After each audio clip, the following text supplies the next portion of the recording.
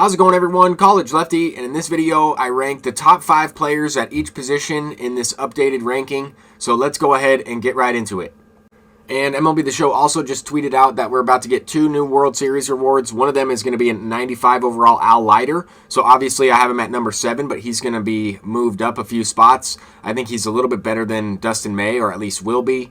But I think Tarik Skubal is a really good spot starter in the game. Got him ranked at number 6. Some people will say this card will get shelled. Other people will say he's one of the best pitchers in the game. Probably too low.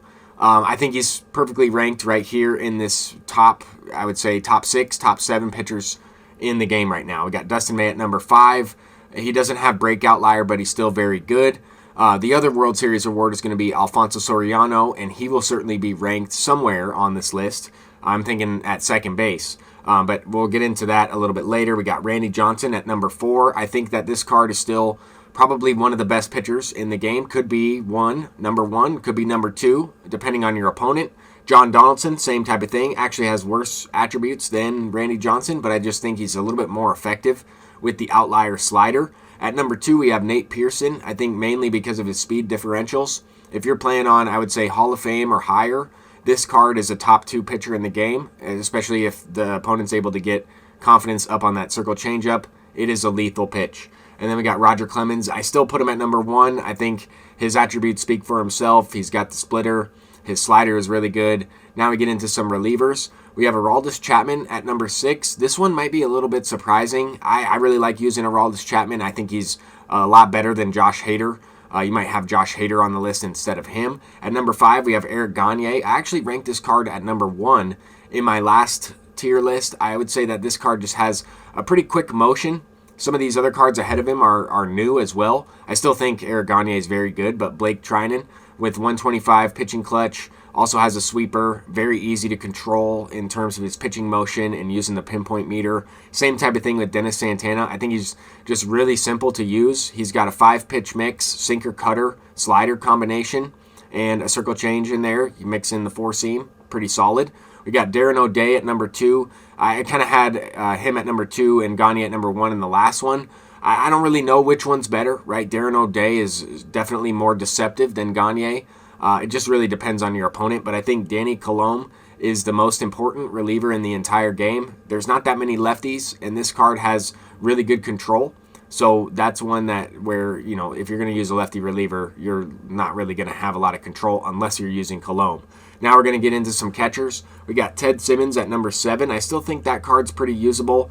If you like Mike Piazza, if you like his swing, then I would say he's a little bit higher. If you don't like Mike Piazza's swing, then I would use Ted Simmons over him. I would probably just re-rank those cards, flip-flop them.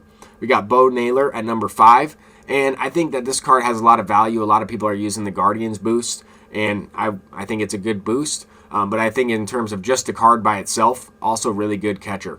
We got number 4, Yasmani Grandal. I think this card is probably the best budget option. I think he's pretty cheap now.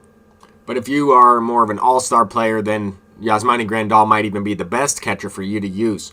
We got Jorge Posada at number 3. I think he's more of an all-around balanced catcher. Has a little bit of a better swing than Yasmani as well.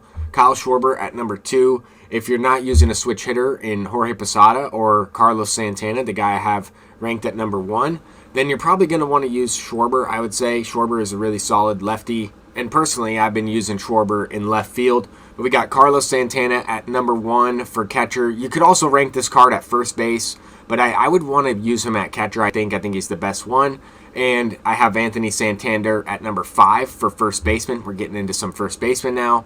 And there's a couple other cards that could be on the list. Obviously, Santana is one of them. You could also throw in Heimer Candelario over at first base, but I wouldn't personally use him there. We got Hank Greenberg at number 4. I think because some of the other cards play more than just first base, you'd probably want to use them there.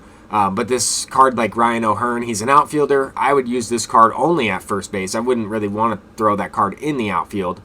Even though I'm using Schwarber with pretty similar stats, he's actually slower. If Schwarber played first base, then I might consider him there. But we got Vladimir Guerrero at number 2 for first baseman. I think this card is best played at third base anyway, especially if you have Vladimir Guerrero, then there's a good chance that you have Gil Hodges, unless you got lucky with the pack or something. But if you have a bunch of stubs and you're able to unlock, Schwarber, Seager, or I guess Vlad, and get any of those cards, then you probably have a good amount of stubs in some of these other cards.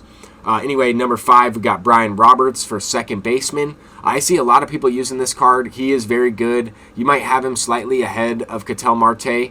I think Ketel Marte is more of a ranking at number 4 when he's playing up on inside edge versus righties. But I think the Diamondbacks boost is still pretty sneaky. It's still pretty good, and I use it a little bit. I think Ketel Marte has a better swing than Brian Roberts. Kind of similar, though.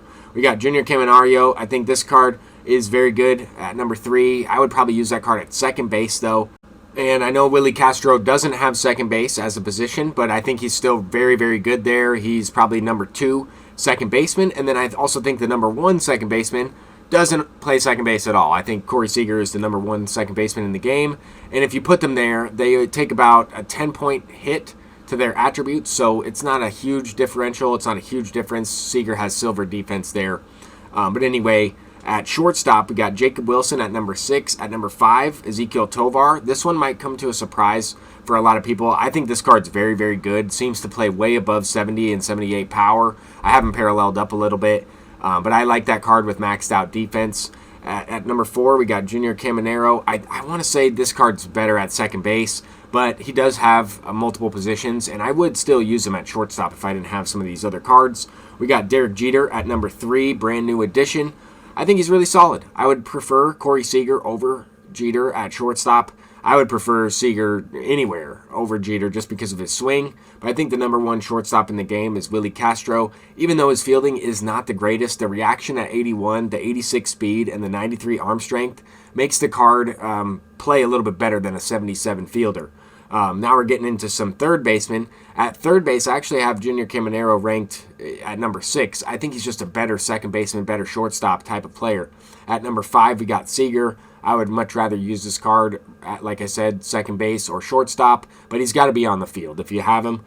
At number 4, we got Jose Ramirez. I'm thinking if I have those other 2 cards, this guy might be playing third ahead of those other 2, and I'll find a spot for those other guys because they have more versatility. At number 3, Scott Rowland. This card might be ranked number 1 for you. I personally can't hit with them. I would much rather use Heimer Candelario, and I'm starting Heimer Candelario over Scott Rowland. But that's just personal preference. I think that Scott Rowland is very good. If you can hit with him, then he's probably your number 1 third baseman. Vladimir Guerrero, I think, has a much better swing, but definitely doesn't have the defense that Scott Rowland brings. So that's why some of this might be a little bit off from what you were thinking. Now we're getting to the outfielders. At number 8, I think Pete Crow Armstrong still has a ton of value in this game. 99 defender in center field with 99 speed. I can notice a big-time difference between Pete Crow and Beltran. I have Beltran parallel 5. Pete Crow's a way better outfielder. At number 7, we got Kyle Schwarber. At number 6, we got Acuna. I think both of those cards are good. I would have loved to see just like silver defense on Acuna. I would have ranked him ahead of Brian Reynolds if Acuna had silver defense. I prefer Acuna's swing, but Brian Reynolds is a switch hitter. He also plays left field with the secondary, so you can put any outfielder in any of the outfield spots. Even if they're out of position, they can still get the job done, but sometimes their animations are just a little bit slower, and already the outfielders, in my opinion, move around pretty slow sometimes. They take a little bit of time to throw the ball. So you could plug and play any of these players in the outfield, but I would just rank them like this just based on my personal preference. Carlos Beltran, to me, is going to be the best outfielder throughout the entire game cycle. Even Mickey Mantle, even Ken Griffey Jr., I don't think they're going to be better than Beltran. But that's going to do it for this video. I'm College Lefty, and hopefully you enjoyed. We're getting Alfonso Soriano and Al Leiter today, as well as a brand new multiplayer program, and then a bunch of content on Friday. Until next time, peace out.